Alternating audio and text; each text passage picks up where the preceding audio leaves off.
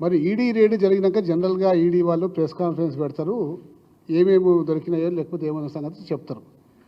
మరి ED raid జరిగి ఇప్పటి వరకు కూడా ఏం ఐడెంటిఫై చేసిండ్రు, ఏం కేసులు రిజిస్టర్ చేసిండ్రు, ఈ రోజు దాకా ఒక్క మాట కూడా చెప్పలేదు. ఏమేమి రికవరీ చేసిండ్రు, ఏం దొరికినాయి, ఏం సంగతి అని ఇప్పటిదాకా ఒక మాట కూడా చెప్పలేదు. ఎందుకు చెప్పలేదంటే కాంగ్రెస్ పార్టీ, భారతీయ జనతా పార్టీ రెండు అంతర్గతంగా కుమ్ముక్కైపోయి మీరు బీఆర్ఎస్ పార్టీని ఎంత సాధ్యమైనంత డ్యామేజ్ చేయండి.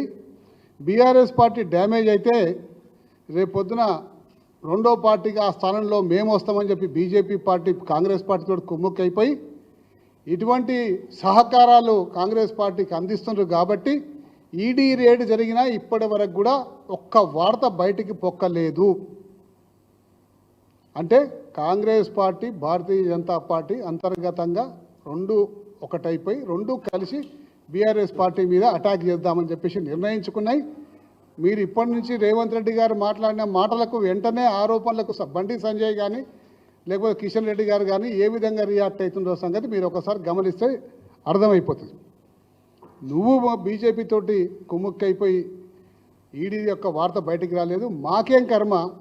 ఇవాళ కొన్ని టెండర్ల గోల్మాల్ విషయంలో కేంద్ర మంత్రికి రిప్రజెంట్ చేద్దామని చెప్పేసి కేటీఆర్ గారు పోతే అడ్డగోలి మాటలు పొన్నం ప్రభాకర్ గారు, పొంగులేటి శ్రీనివాసరెడ్డి గారు ఈ విధంగా మాట్లాడుతున్నారు.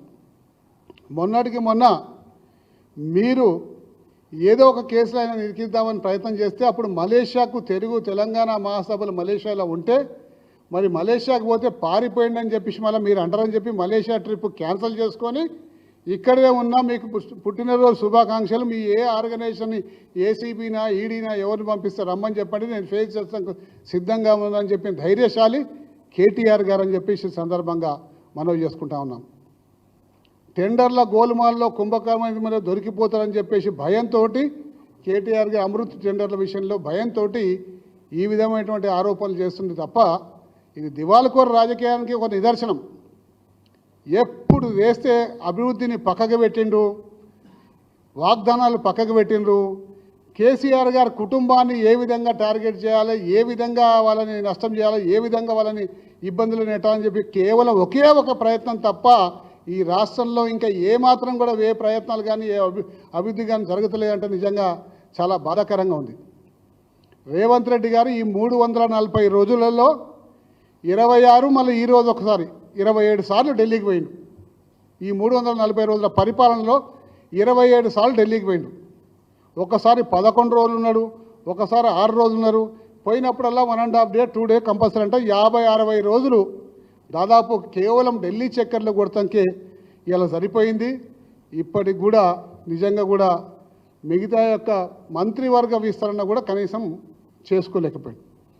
మరి ఢిల్లీకి 27 సార్లు పోయి మంత్రివర్గ విస్తరణ లేకపోతే అది డిస్కషన్ అని చెప్పేసి అంటా ఉన్నారు. కానీ ఒక పార్టు కాంగ్రెస్ పార్టీ పనులు చేసుకుంటారు, రెండో పార్టు బీజేపీ తోటి ఏ విధంగా సన్నిహితమవుతారన్న ప్రయత్నంలోనే 27 సార్లు ఢిల్లీకి పోయిందని చెప్పి ప్రధానంగా మాకు వచ్చిన ఇన్ఫర్మేషన్.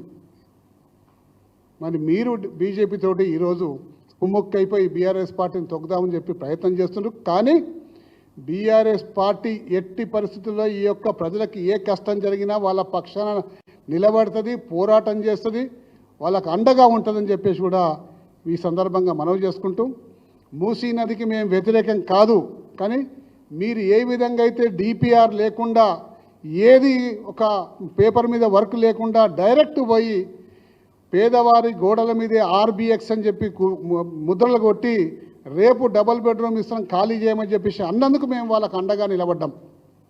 అదేవిధంగా ఇలా లగచెర్ల విలేజ్లో 19,000 ఎకరాలు ఆల్రెడీ ఫార్మాసిటీ కోసం సేకరించి రెడీగా పెడితే అదనంగా నీకు ఇంకొక 4,000 ఎకరాలు ఎందుకు కావాల్సిందో సంగతి నువ్వు చెప్పాలి. ఎందుకంటే కేవలం రియాల్టర్లకు అమ్ముకుంటానికే ఇలా కొడంగల్లో 1,100 ఎకరాలు, మరి చుట్టుపక్కల 3 గ్రామాల్లో 1,100 ఎకరాలు సేకరిస్తానికి సంసిద్ధమైనవు.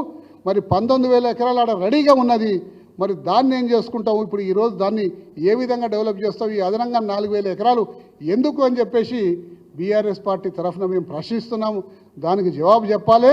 మరి నువ్వు నియమించిన కూడాకు సంబంధించిన అధికారి ప్రజలతోటి ప్రజల భూమి తీసుకునేటప్పుడు ప్రేమతోటి వ్యవహరించాలి, వాళ్ళకి ఏ విధంగా నష్టపరిహారం అందించాలో సంగతి విశదీకరించి చెప్పాలి, వాళ్ళకి అర్థం చేసి చెప్పాలి, వాళ్ళలో ఒకటిగా మెలగాలి. కానీ మీరు ఇస్తారా ఇయ్యరా, మీరు ఇవ్వకుండా రేపు పొద్దున మేము అక్వైర్ చేస్తాము, మిమ్మల్ని తీసి బయటపడేస్తాము అని చెప్పేసి అహంకారపూరితమైన మాటలు మాట్లాడితే ఇలా లగచర్యలు ఏం జరిగిందో అదేవిధంగా రేపు రాష్ట్ర వ్యాప్తంగా అదేవిధంగా జరుగుతుందని చెప్పేసి ఈ ముఖ్యమంత్రి గారు తెలుసుకోవాలని చెప్పేసి కూడా ఈ సందర్భంగా మనవి చేసుకుంటాం.